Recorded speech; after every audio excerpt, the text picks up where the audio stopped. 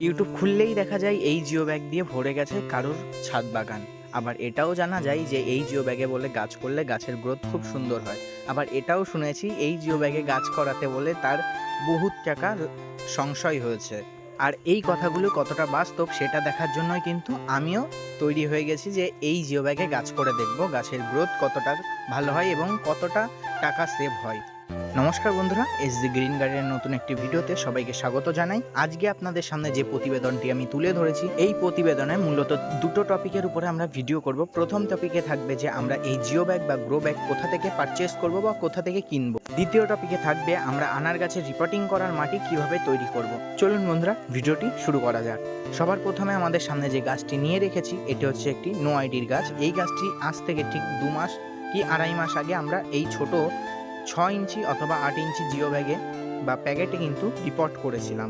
আর আজ আমি সেই গাছটি আপনাদের সামনে রিপোর্ট করে দেখাবো। সবার প্রথমে আমরা জেনে নিই এই মাটিটি আমরা কিভাবে তৈরি করেছি। এই মাটিটি তৈরি করতে আমরা প্রথমে নিয়েছি 50% সাধারণ গার্ডেন সয়েল বা সাধারণ মাটি, 30% নিয়েছি গোবর সার। এখানে গোবর সারই ব্যবহার করার চেষ্টা করবেন এবং তারপরে 20%-এর একটি রেশিওতে আমরা কিছু জিনিস প্রয়োগ করেছি, যার মধ্যে রেখেছি 5% ধানের চিটা, 5% রেখেছি কেঁচো সার। এখানে কেঁচো সারই ব্যবহার করবেন এবং আর যে 10% তার ভিতরে রেখেছি 1 মুঠ মতো সিঙ্গেল সুপার ফসফেট, 1 মুঠ মতো সাগরিকা, 1 মুঠ মতো মাইক্রোরাইজা, 1 মুঠ মতো নিমখোল এবং 1 মুঠ মতো লেদার মিন্ট। এটা আর সাথে কিছুটা খাওয়ার চুন শুকনো গুঁড়ো করে এই মাটির সাথে মিশিয়ে নিয়েছি।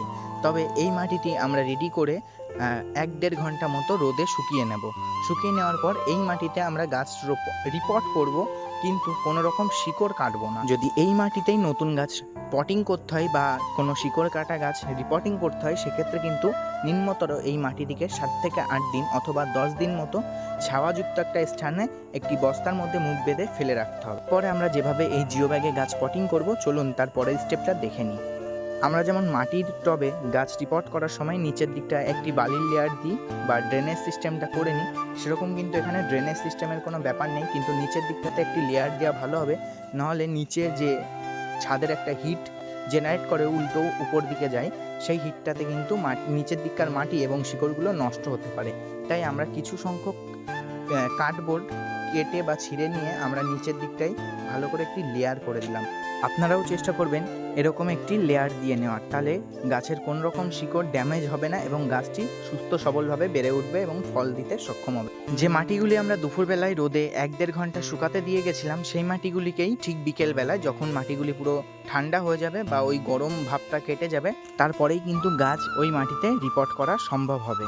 যে লেয়ারটি করেছিলাম তার উপরে আমরা কিছু সংখ্যক মাটি দিয়ে বসিয়ে নিয়েছি মাঝ বরাবর এবং এরপরে যে গাছটি বা যে প্যাকেটে গাছটি পটিং করা হয়েছিল প্রথমে, সেই প্যাকেটটি সূক্ষ্মভাবে কেটে নিয়ে রুট বলটিকে আমরা ভালোভাবে বের করে নিলাম ওই প্যাকেটের থেকে এবং রুট বলটিকে ওই জিও ব্যাগের মাঝ বরাবর বসিয়ে আমরা চারপাশ থেকে কিন্তু মাটিটি দিয়ে ভরাট করে নিলাম এবং তারপর আমরা জল দিয়ে দিলাম। এবার চলে যাই সেই প্রথম টপিকে, যে আমরা এই জিও ব্যাগটি কোথা থেকে পারচেস করেছি। আমরা এটি অনলাইনে ফ্লিপকার্ট থেকে কিনেছি, আপনারা চাইলেও ফ্লিপকার্ট থেকে কিনতে পারেন।